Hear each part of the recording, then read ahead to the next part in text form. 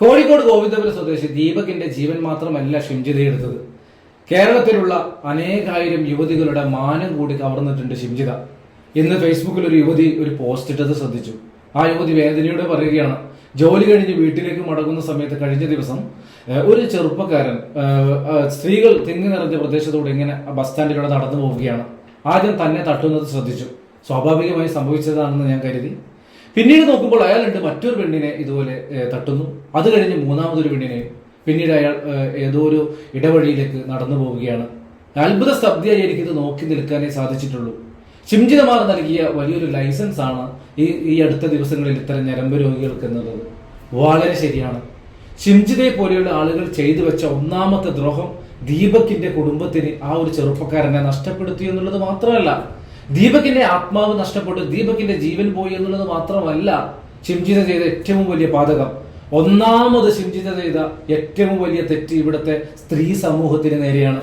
ഇനിയൊരു പെണ്ണ് എനിക്ക് ഒരു മോശം അനുഭവം ഉണ്ടായെന്ന ബസ്സിലോ എവിടെ വെച്ചാണെങ്കിലും ഒരാൺ തനിക്കെതിരെ മോശമായി സ്പർശിച്ചു, മോശമായി നോക്കി, അല്ലെങ്കിൽ എന്തെങ്കിലും രീതിയിലുള്ള ഒരു ആക്ഷൻ തനിക്കെതിരെ ലൈംഗിക ചൊവ്വയോടെയുള്ള അല്ലെങ്കിൽ ലൈംഗികതയോടെയുള്ള ഒരു നീക്കം തനിക്കെതിരെ നടത്തിയെന്ന് ഒരു പെണ്ണ് പറഞ്ഞാൽ അത് രണ്ടാമതൊന്നുകൂടി ആലോചിച്ചല്ലാതെ ആരും പ്രതികരിക്കില്ല, പെണ്ണിന്റെ കൂടെ നിൽക്കില്ല. പ്രത്യേകിച്ച് ഇവിടുത്തെ നിയമ സംവിധാനം പോലും അതിശക്തമായ ജനങ്ങളുടെ പ്രതിഷേധത്തെ തുടർന്ന് 14 ദിവസത്തേക്ക് കുന്നംകുളത്തെ മജിസ്ട്രേറ്റ് കോടതിക്ക് ഷിംജിതയെ മഞ്ചേരി വനിതാ ജയിലിലേക്ക് റിമാൻഡ് പ്രതിയായി അയക്കേണ്ടി വന്നിട്ടുണ്ടെങ്കിൽ അത് ഈ സമൂഹത്തിന്റെ ട്രെൻഡ് കോടതിയിലെ ജഡ്ജി കൃത്യമായി മനസ്സിലാക്കിയത് കൊണ്ടാണ്. ആ അർത്ഥത്തിൽ സൊസൈറ്റിയുടെ മാറുന്ന ട്രെൻഡ് അത് കൃത്യമായി പ്രതിഫലിക്കും ഓരോ കാര്യത്തിലും. ഷിംജിത ചെയ്തത് പുതിയൊരു ട്രെൻഡ് സൃഷ്ടിക്കുകയാണ്. ആ ട്രെൻഡ് ഒന്നാമതായി വലിയ ദ്രോഹം വരുത്തിയത് ഇവിടുത്തെ സ്ത്രീകൾക്കാണ്. ഞാൻ നേരത്തെ പറഞ്ഞ ആ വനിതയുടെ ആ പോസ്റ്റ് എങ്ങനെ പ്രതികരിക്കും? ഒരുപാട് ആളുകളുള്ള ഒരിടത്ത് വെച്ച് ആ സ്ത്രീ അനുഭവിച്ച ഈ ഒരു മോശ അനുഭവം അവർക്ക് പ്രതികരിക്കാൻ അവർ രണ്ടാമതും മൂന്നാമതൊക്കെ ആലോചിക്കേണ്ടി വരും. ഷിംജിത ഉണ്ടാക്കി വെച്ച ആ ഒരു സാമൂഹിക പരിതസ്ഥിതി, സ്ത്രീകൾക്കുള്ള അനാവശ്യ പ്രിവിലേജ് ആണ്, ഈ നിയമങ്ങളൊക്കെ മാറ്റി എഴുതണമെന്ന് ഒരു ഭാഗത്ത് നമ്മൾ പറയുമ്പോഴും ആരാണ് പിന്നെ ഈ സ്ത്രീകളെ സംരക്ഷിക്കേണ്ടത്? സ്ത്രീകൾക്കുള്ള അനാവശ്യമായ പ്രിവിലേജുകൾ, പുരുഷനും സ്ത്രീക്കും 2 നീതികൾ, തുല്യ നീതി ഇവിടെ വേണം. സ്ത്രീകൾ ഇതുപോലെ സംരക്ഷിക്കേണ്ടതില്ല. ഈ ട്രെൻഡിലേക്കാണ് കാര്യങ്ങൾ പോകുന്നത്.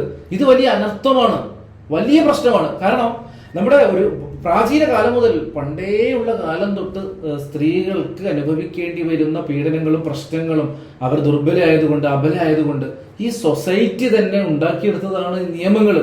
അത് വളരെ അത്യന്താപേക്ഷിതമാണ്. ഇനി അതല്ല, എല്ലാവർക്കും തുല്യത എന്ന അർത്ഥത്തിലുള്ള നിയമങ്ങൾ, അതല്ലെങ്കിൽ സ്ത്രീകൾക്ക് ഇപ്പോൾ നൽകുന്ന പരിരക്ഷ നമ്മുടെ സൊസൈറ്റിയിലെ നിയമങ്ങളിൽ നൽകാതിരിക്കുക.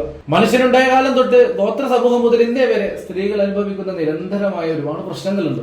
അതിന്റെ അടിസ്ഥാനത്തിൽ ഉണ്ടാക്കിയതാണ് നമ്മളെ നിയമങ്ങളൊക്കെ. അത് വളരെ അത്യന്താപേക്ഷിതവുമാണ്. അത്തരം സിസ്റ്റങ്ങളെ, സംവിധാനങ്ങളെ പോലും തകിടം മറിക്കുന്നതായി ഷിംജിതയുടെ ഇടപെടൽ.